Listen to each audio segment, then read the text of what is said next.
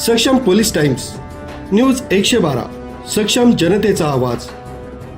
सर्वज्ञ श्री चक्रधर स्वामी हे पूर्ण परब्रह्म परमेश्वर अवतार आहेत। जीवोद्धारासाठी या कलियुगात झालेला स्वामींचा हा युगावतार आहे। स्वामींनी अनेक भक्तांना ज्ञान प्रदान केलं, प्रेम प्रदान केलंय। पवित्र पर्वाचे दिनी म्हणजे नारळी पौर्णिमेला स्वामी बीड या ठिकाणी होते। श्री नागदेव, रामदेव, दादोस, उपाध्य बास असे बरेच भक्त तिथं स्वामींचे ठाई पवित्रे समर्पित करून गुरुपूजन सोहळा करण्यासाठी भक्तिभावानं आले आणि त्यांनी स्वामींना पवते अर्पण करून पूजन अर्चन केलं। तोच विधी परंपरेने महानुभाव पंथात पवित्रे पर्वाचे दिनी गुरुपूजन सोहळा संपन्न होऊ लागला।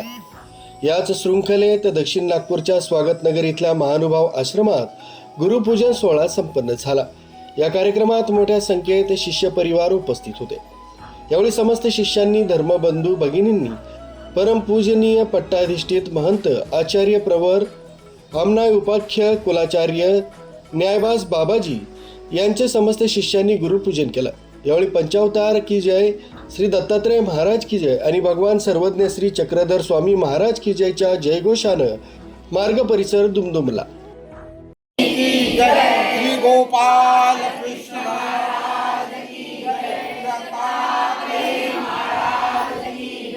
या ठिकाणचं वातावरण अतिशय प्रसन्नतेनं सर्वत्र दरवळत होतं। श्री सेंगराज बाबांची अनेक लिखित पुस्तकं आजही लोकांना नवसंजीवनी देण्याचं अतिशय मोलाचं काम करीत आहेत। अज्ञानाकडून जर ज्ञानाकडे, अंधाराकडून जर प्रकाशाकडे वाटचाल करायची असेल, ज्ञान घेणं व ते जीवाच्या शुद्धीकरणासाठी आत्मसात करणं व त्याची अंमलबजावणी करून घेण्यासाठी गुरूंचं स्थान महत्तम आहे। प्रत्येक शिष्यांनी याचं पालन करणं ही तेवढंच गरजेचं आहे।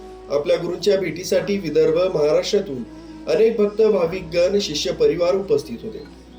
जे काही कारणाने येऊ शकले नाही त्यांना मोबाईलवर बातचीत करून गुरुपूजनाच्या शुभेच्छा दिल्या। यावेळी विदर्भ कार्याध्यक्ष संजय मिरे यांनी गुरुपूजनाचं महत्त्व श्री सेंगराज बाबाजी यांच्याकडून जाणून घेतले। चला तर मग बघूया काय म्हणालेत सेंगराज बाबाजी।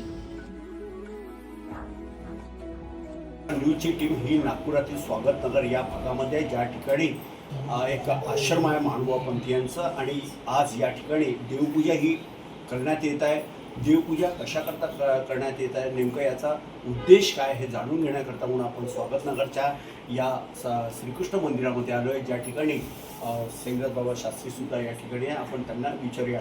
बाबाजी, मला हे सांगा की देवपूजा ही महानुभाव पंथांमध्ये करणं किती महत्त्वाचं असते आणि जसं आषाढी एकादशी असेल आहे, बाकीचे जे सण येतात आहे त्याला घेऊन ही जी देवपूजा केली जाते किती महत्त्वपूर्ण असते, देवपूजेचं काय महत्त्व आहे? पुत्रं विशाल देवस्य नित्यमुक्ति प्रदायकं मालिनी परमानंदं वंदे श्री चक्रधरं विभुं, वंदे श्री चक्रधरं विभुं।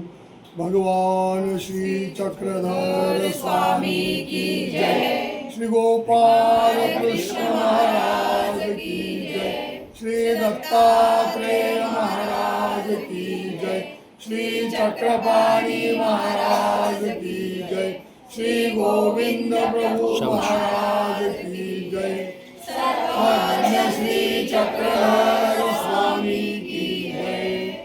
आज आषाढी एकादशी हा एक पावसाळ्यामधील एक महत्त्वपूर्ण अशा प्रकारचा पर्वकाळ आहे। आजच्या या पर्वकाळाच्या दिवशी आपल्या संपूर्ण महाराष्ट्रात अनेक जे काही भक्तमंडळी आहे, वेगवेगळ्या संप्रदायाची मंडळी आहे, ती आपापल्या श्रद्धेनुसार, आपापल्या भक्तीनुसार, आपापल्या विचारधारेनुसार आपापले धर्मकार्य करीत असते। आणि महानुभाव संप्रदायासाठी सुद्धा आजचा हा जो दिवस आहे हा नपाळते दिवस म्हणून मानले गेलेला आहे की आजच्या या दिवशी बाहेरच्या वातावरणामध्ये आपण रमायचं नाही, बाहेरच्या वस्तू काही खरेदी करायच्या नाही आणि बाहेरचं काही ग्रहण करायचं नाही. मग काय करायचं तर आजच्या दिवशी आपण आपली देवपूजा, प्रसादवंदन, स्थानवंदन अशा प्रकारे जे परमेश्वरीय ज्ञानानुसार विचारधारेनुसार जे काही महानुभाव संप्रदायामध्ये विधी भगवंतांनी सांगितलेलं आहे त्या विधींचा आचार करणे हे महानुभाव संप्रदायामध्ये अत्यंत महत्त्वाचं एक वर्तन, आचार, धर्म असल्यासारखं आहे. आणि हा आचार केवळ साधू संतांनीच करायचा नाही, तर जे जे अनुयायी गृहस्थाश्रमी आहेत त्यांनीसुद्धा आजच्या दिवशी सर्व कामं बाजूला सारून देवपूजा, प्रसादवंदन, तीर्थदर्शन, स्थानवंदन ह्या गोष्टी केल्या पाहिजेत. कारण स्वतः सर्वज्ञ श्री चक्रधर स्वामींनी हा उपदेश केलेला आहे की येथिच्या संबंधा गेले ते तुले ओटे गोटे आदी करोनी तुम्हा नमस्करणी किंगा. म्हणजे आमच्या संबंधामध्ये आम्ही प्रत्यक्ष तुमच्या समोर नसलो तरी आमच्या संबंधामध्ये गेलेले जिथे सेवा लक्षण संबंध प्राप्त झालेला आहे, समवाय लक्षण संबंध प्राप्त झालेला आहे, जिथे अनेक प्रकारचे वस्त्रप्रसाद या निमित्ताने जो संबंध प्रस्थापित झालेला आहे, स्थानाच्या दृष्टिकोनातून सेवा संबंध प्रस्थापित झालेला आहे आणि ज्ञान लक्षण संबंध जो आहे तो साधू संत ज्ञानी पुरुषांच्या माध्यमातून त्या संबंधाचं वंदन करण्याचा आदेश भगवंताने आपल्याला केलेला आहे. आणि त्याचप्रमाणे इंद्र भट्टांना उपदेश करताना स्वामींनी सांगितलं की त्यांना सांगितलं की हा आमचा जो वस्त्र फुटा आहे हा आम्ही तुम्हाला देत आहोत. तुमच्या घरी जी देवपूजा आहे त्या देवपूजेमध्ये याला स्थान द्या, पर्वकाळी याला काढा आणि याला वंदन करा. इथे पुष्प एक वाहिजे, त्या ठिकाणी श्रद्धा भक्तिभावपूर्वक जर तुम्ही वंदन केलं, त्या ठिकाणी श्रद्धा भक्तिभावपूर्वक नमस्कार केला तर परमेश्वर तुमच्या त्या दंडवताचा स्वीकार करतात प्रत्यक्ष. अशा प्रकारचा हा विधी सांगितल्यामुळे आणि या विधीचा फायदा काय तर प्रसाद सेवेत अनेक प्रकारच्या ज्या काही लाभाच्या गोष्टी आहेत त्या स्वतः स्वामींनी सांगितल्या की प्रसाद सेवेमुळे अधिक अशा प्रकारचा विधी करण्याची स्फुरणा प्राप्त होते, प्रेरणा प्राप्त होते. प्रसाद सेवेमुळे अविधीचा अनिष्टाचा परिहार होतो. प्रसाद सेवेमुळे गेलेलं सत्व पुन्हा प्राप्त होते आणि प्रसन्नता आपल्या अंतःकरणामध्ये निर्माण होते.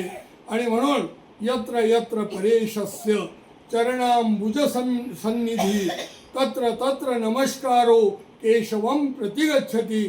या भागवताच्या श्लोकानुसार सुद्धा जिथे जिथे परमेश्वराचा संबंध प्राप्त झालेला असतो तिथे तिथे वंदन केल्यास परमेश्वरापर्यंत तुमचा तो नमस्कार पोहोचतो. हाच विधी महानुभाव संप्रदायामध्ये सुद्धा पूर्वापार चालत आलेला आहे. आणि म्हणून आज जिथे जिथे मठ, मंदिरं, आश्रम आणि स्थान, महास्थान आहेत त्या त्या ठिकाणी भक्तमंडळी जातात, भक्तिभावाने श्रद्धेने त्या ठिकाणी प्रसाद वंदन करतात. त्यामुळे अनेक प्रकारचे दुःख अनिष्ट त्यांचे दूर होतात, अनेक प्रकारच्या चांगल्या मनोरथ पूर्ती होतात, मनोकामना पूर्ण होतात आणि अधिकाधिक परमेश्वराची धर्मसेवा करावी हा भाव अंतःकरणात निर्माण होतो. म्हणून देवपूजा सतत केली पाहिजे.